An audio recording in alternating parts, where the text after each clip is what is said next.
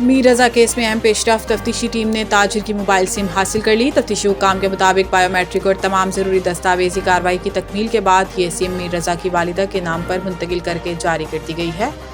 اس اقدام کا بنیادی مقصد میر رضا کے واٹس ایپ اکاؤنٹ تک رسائی حاصل کرنا ہے تاکہ چیٹ کا بیک اپ ڈیٹا برآمد کر کے تفتیش کو آگے بڑھایا جا سکے۔ پولیس کو میر رضا کے قریبی دوستوں کو بھیجے گئے کچھ واٹس ایپ پیغام بھی ملے ہیں جن میں اس نے اپنے شدید معاشی اور گھریلو حالات کا تذکرہ کیا تھا۔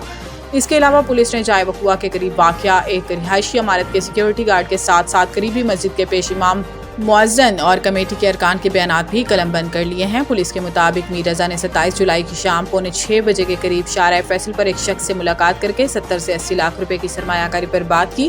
تاہم رات 8:15 بجے کے قریب اس شخص نے فون کر کے سرمایہ کاری سے معذرت کر لی۔ اسی دوران رات 7 بجے کے قریب بینک نے میر رضا کو بتایا کہ اس کی بہن کے نام پر 1 کروڑ روپے کا قرضہ منظور ہو گیا ہے۔ بعد ازاں ٹیپو سلطان روڈ پر مزید ملاقاتوں، رات گئے ایک کباب ہاؤس میں دوست کے ساتھ کھانا کھانے کے بعد بھی میر رضا کی جانب سے مختلف لوگوں سے رابطوں کا سلسلہ جاری رہا۔ بانی کی ہاسپٹل منتقلی کا حکم، اسلام آباد انتظامیہ کی نظرثانی کی جلد سماعت کی درخواست دائر۔ ریویو پٹیشن میں 18 اگست کے عدالتی حکم پر نظرثانی، ترمیم اور اسے واپس لینے کی استدعا کی گئی۔ درخواست میں بانی پی ٹی آئی کو اڈیالہ جیل سے نجی ہاسپٹل منتقل کرنے اور میڈیکل پینل کے ذریعے طبی معائنے اور علاج سے متعلق احکامات کو چیلنج کیا گیا ہے۔ درخواست گزار کے مطابق معاملہ صرف طبی سہولیات کا نہیں بلکہ متعلقہ قانونی اور آئینی دائرہ اختیارات سے بھی متعلق ہے۔ ریویو پٹیشن میں آئین کی 27ویں ترمیم کے بعد عدالتی دائرہ اختیار، آرٹیکل 175(2) اور جیل قوانین سے متعلق اہم قانونی سوالات اٹھائے گئے ہیں۔ درخواست میں موقف اختیار کیا گیا ہے کہ عدالتی حکم وقت کی پابندی پر مبنی تھا، اس لیے معاملے کی فوری سماعت ضروری ہے۔ درخواست میں چیف کمشنر اسلام آباد نے سپریم کورٹ سے ریویو پٹیشن کو جلد از جلد سماعت کے لیے مقرر کرنے کی استدعا کی ہے۔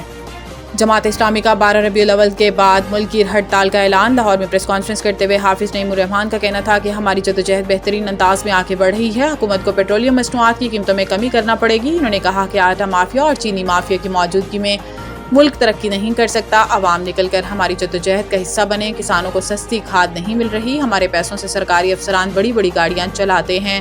امیر جماعت اسلامی کا کہنا تھا کہ 12 ربیع الاول کے بعد ملک کی ہڑتال کریں گے۔ اب مذاکرات ایسے نہیں ہوں گے کہ آپ کہیں دھرنا ختم کریں، ہم مان لیں گے۔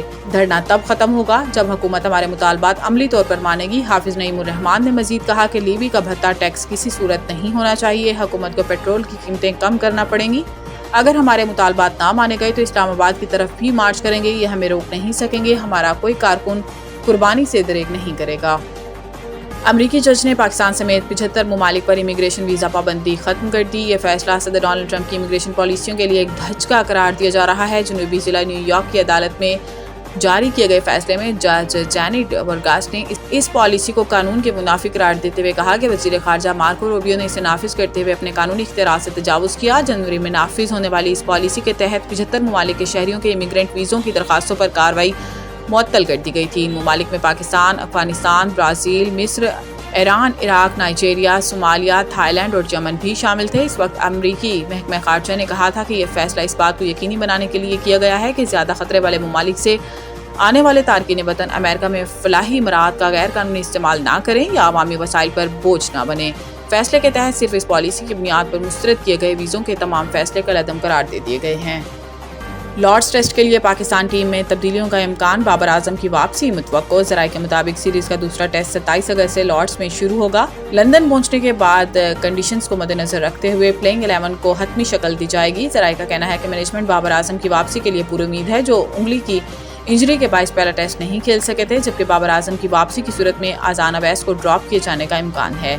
لیڈز ٹیسٹ میں اننگز اور 101 رنز کے بڑے مارجن سے شکست کے بعد ٹیم مینجمنٹ پلئنگ 11 میں تبدیلیوں پر غور کر رہی ہے اور اس حوالے سے وکٹ کیپر بیٹر محمد رضوان کو آرام دیے جانے کا امکان ہے۔ ذرائع کے مطابق لندن کی ڈرائی کنڈیشنز کے باعث پاکستان ٹیم لارڈز ٹیسٹ میں 2 اسپنرز کے ساتھ میدان میں اتر سکتی ہے، جبکہ رفتار کے باعث فاسٹ باؤلر عبید شاہ کو لارڈز ٹیسٹ کے لیے ترجیح دیے جانے کا بھی امکان ہے۔ ذرائع کا کہنا ہے کہ لندن کی کنڈیشنز مختلف اور نسبتاً خشک ہے، جبکہ فلیٹ پچ کی توقع کی جا رہی ہے۔